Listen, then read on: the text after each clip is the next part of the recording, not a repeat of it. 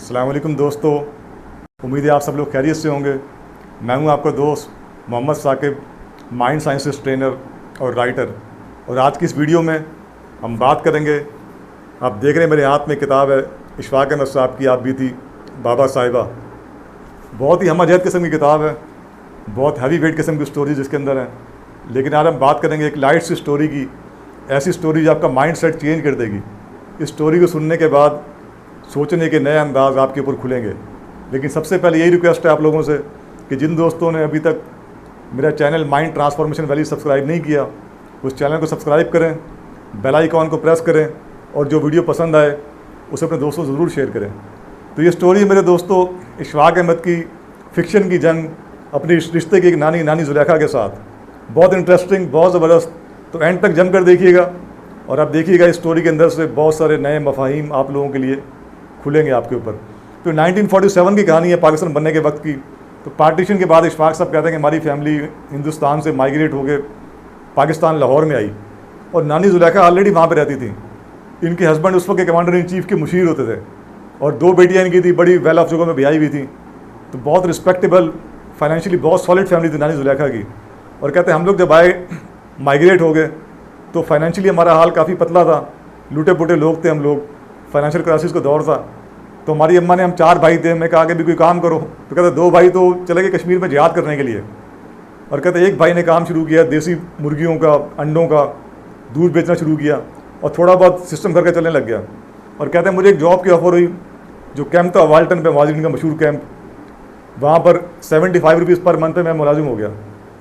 और कहता कि मैं हर 2-3 दिन के बाद पहुँच जाऊँ नानी जुलेखा की कोठी पे, और वो और उनकी बेटी फरजाना मेरा इस्तकबाल करें और मेरी तवाज़ो की जाए पेस्ट्री के साथ, समोसों के साथ। और मुझसे पूछे मेरे घर के पूरे हालात कि तुम लोग कैसे सर्वाइव कर रहे हो, तुमको जाली क्लेम दाखिल कर रहे हो, तुम कोठियों में घुस रहे हो, क्या कर रहे हो तुम लोग, और तुम्हारी माँ ने बड़ा पैसा जमा किया हुआ, तुम्हें बताती नहीं है वो।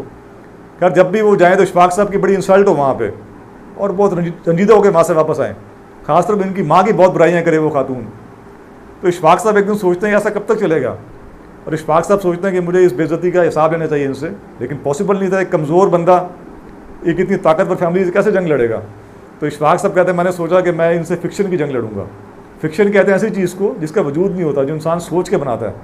यहाँ से मेरे दोस्तों असल कहानी शुरू होती है, इसलिए इसको जम के सुनिएगा। तो इशफाक साहब कहते हैं उस दौर में एक मशीन मार्केट में आई जिसकी प्राइस 300 रुपये थी, और वो मशीन करीम से, दूध से करीम बाहर निकालती थी। स्वीडन की बनी हुई मशीन थी, सेपरेटर कहते थे उसको। तो इशफाक साहब कहते हैं मुझे उस मशीन से इश्क हो गया मुझे, जैसे कि इंसान को गाड़ी से इश्क होता है, घड़ी से इश्क हो जाता है, कंप्यूटर से इश्क हो जाता है।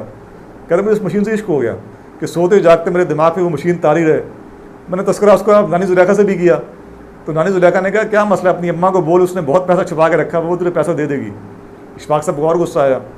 लेकिन 2-3 दिन के बाद इशफाक साहब ने क्या किया, एक बेकरी से, मशहूर बेकरी से 2 कटोरियाँ ली क्रीम की, और उसकी पैकिंग चेंज करके नानी के घर पे जाके नानी और उनकी बेटी को वो क्रीम पेश कर दी और कहा कि ये क्रीम मैंने खुद मशीन परचेज़ करके उसमें दूध डाल के वहाँ से खुद निकाली है मैंने। तो हैरान हो गई, उन्होंने कहा ये 300 रुपये की मशीन भी तूने ले ली, इतना दूध भी तुम्हारे पास आ गया, ये कहाँ से आया। इशफाक साहब ने ये तो मैं नहीं बताऊँगा। बहुत इसरार करने पर इशफाक साहब ने कहा, एक फर्जी कहानी बनाई कि हम एक कोठी में गए, वहाँ 2 भैंसें मिल गई हमें, एक मुलाजिम था उसको भगा दिया हमने, और वो 2 भैंसें हमें मिल गई, और वो 30-40 लीटर दूध देती हैं रोज़ का। वो दूध बेचते भी, हम घर पे भी इस्तेमाल करते, क्रीम भी निकालते हैं उनसे। और नानी और उनकी बेटी दोनों का चेहरा असद से स्याह पड़ गया। और इशफाक साहब कहते हैं उनकी कलगियाँ गिरा के, सर की कलगियाँ गिरा के मैं आराम से कोठी से बाहर निकल गया। उसके बाद उस दौर में एक रसाला निकलता था लाइफ के नाम से, उसकी सब एडिटर थी मिस मार्गरेट, और लीडिंग राइटर भी थी। वो ये कैंप कवर करने के लिए पाकिस्तान आई लाहौर में। और इशफाक साहब कहते हैं कि मैनेजमेंट ने मुझे उनके साथ कर दिया, उनको सेक्रेटरी बना दिया कि जहाँ जहाँ मिस मार्गरेट जाएंगे वहाँ आप उनके साथ होंगे। और कहते हैं मैंने 10 दिन काम किया उनके साथ। तो अचानक से उनको तार आया कि आप फ़ौरन वापस आए इंग्लैंड। और कहते उस वक्त डकोटा तैयारे चलते थे, Lahore to Multan, Multan to Hyderabad, Hyderabad to Karachi. इस तरीके से वो खातून कराची आ गई और उन्होंने मुझे जाने से पहले कहा कि मैंने लॉन्ड्री में कुछ कपड़े दिए हुए हैं जिसका बिल मैं पे कर चुकी हूँ, तो वो कपड़े आप रिसीव कर लेना, और जैसे आपका दिल चाहे किसी को दे दो या घर पर रख लो, आप जिस तरह चाहो उन कपड़ों को इस्तेमाल कर सकते हो।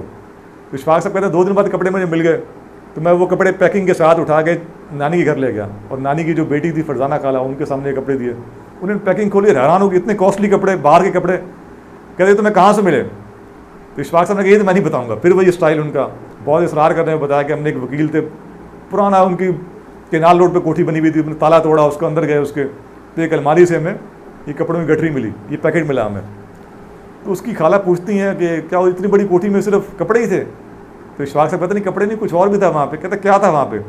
अब इशफाक साहब ऐसा से कहते हैं सोना, गोल्ड। अब उनकी सांसें ऊपर की ऊपर, नीचे की नीचे रह जाती हैं। उनकी एक और बेटी भी आई हुई होती है, नुमाना नाम होता है उसका। अब ये माँ और दो बेटियाँ, इनसे बात नहीं हो रही वहाँ पे। तो कहते किस तरह का सोना था? नानी पूछती हैं। कहते बस ऐसे ही मोटे मोटे कड़े थे।